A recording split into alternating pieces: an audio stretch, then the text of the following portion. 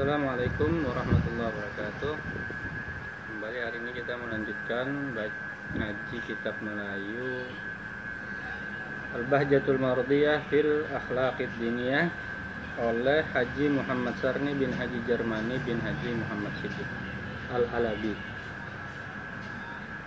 Bismillahirrahmanirrahim. Alhamdulillahirabbil alamin wassalatu wassalamu ala sayyidina wa nabiyyina Muhammadin wa ala alihi wa ashabihi ajma'in.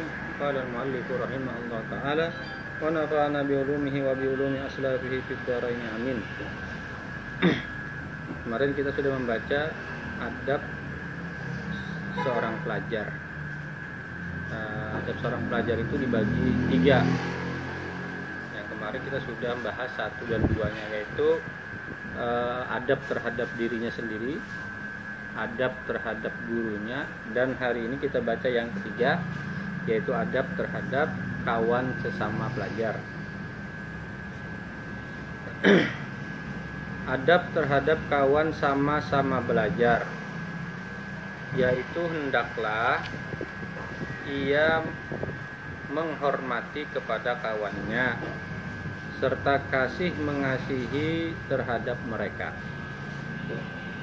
dan janganlah menghina atau memperolok kepada kawan yang kurang kepandaiannya.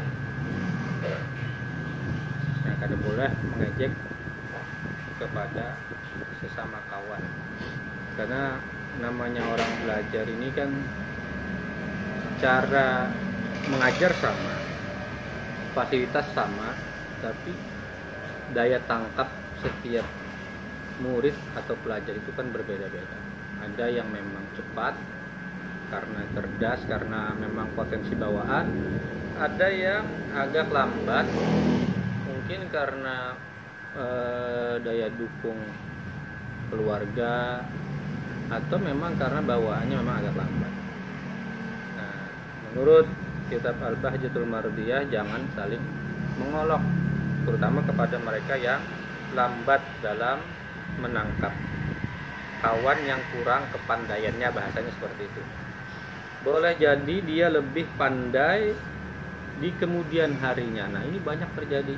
Banyak murid-murid sebenarnya yang tidak terlalu menonjol ketika belajar, tapi justru ketika sudah dewasa, justru mereka yang punya peran yang besar di dalam lingkungan pendidikan agama aja kan. Misal banyak yang seperti itu. Ada murid yang lambat, ada yang daya tangkapnya lemah. Ini banyak imam-imam besar dalam imam fikih maupun ilmu-ilmu yang lain itu terbilang bodoh lah di antara kawan-kawannya, tapi pada akhirnya, pada masanya justru mereka lah orang-orang yang menonjol pengaruhnya di masyarakat.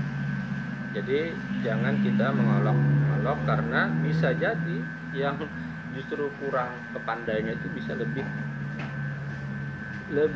jadi, bahasa kita, bahasa Banjar itu jadi, ini yang justru yang jadi karena di kemudian hari. Dan janganlah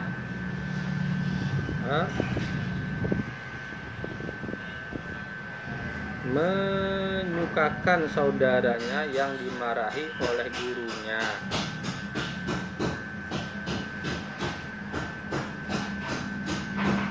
Karena ia membuat satu kesalahan atau malasnya dalam menghafal pelajaran. Jadi jangan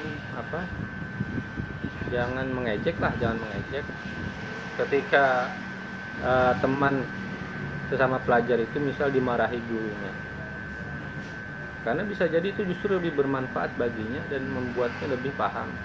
Justru kita yang mengejek bisa jadi ternyata tidak mendapat perhatian sebenarnya daripada guru, atau karena malasnya dalam menghafal pelajaran. Nah, jangan juga diremehkan, karena yang demikian membawa kepada permusuhan dan perkelahian. Nah, ini terutama ini tujuannya adalah agar tidak terjadi saling bermusuhan dan perkelahian yang akhirnya justru tidak membawa berkah kepada ilmu. Demikian, terus kita lanjutkan pelajaran yang keempat. Ini sudahlah soal adab mutalim, adab seorang pelajar. Kita baca sedikit yang pelajaran keempat, hukukul walidain, hak-hak orang tua. Hak ibu bapak. Dua orang ibu bapak itu adalah sebab adanya kita. Kalau tak ada keduanya, tentulah tak ada pula kita. Inilah secara hukum, adat, kebiasaan. Kalau tiada kesusahan pemeliharaan keduanya, kalau mereka tidak, kita kan mengenang jasa mereka, bagaimana mereka susah payah mendidik kita maksudnya. Kalau tiada kesusahan pemeliharaan keduanya, tentulah kita tak akan mencapai kesenangan hidup di dunia ini. Nah, itu orang tua itu luar biasa. Demi anaknya, agar anaknya senang, mereka rela bersusah payah. Bagaimana susah payah dan penderitaan, bahkan pengorbanan ibu dalam masa mengandung 9 bulan lamanya dalam kandungannya perut ibu, dalam kandungan perut ibu.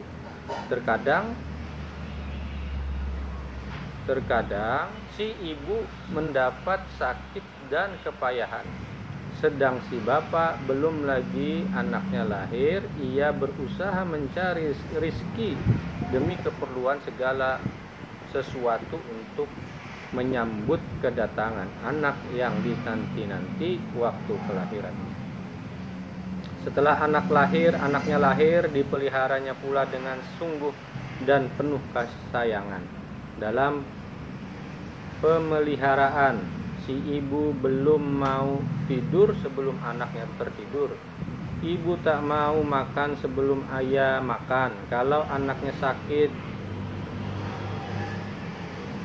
sedaya upaya ibu dan bapak berusaha menyembuhkannya. Badannya dimandikan dan digosoki tiap-tiap hari. Pakaiannya dicuci. Setelah anaknya besar, dimasukkan ke sekolah. Ini bagaimana perjuangan ibu bapak itu, ya bagaimanapun harus tetap diingat selalu, diperhatikan agar kita paham betul apa yang menjadi hak-hak mereka di kemudian hari ketika kita mempunyai kemampuan dan mereka telah dalam kondisi yang lemah. Itu dulu hari ini, kita lanjutkan lagi besok hari. Wassalamualaikum warahmatullahi wabarakatuh.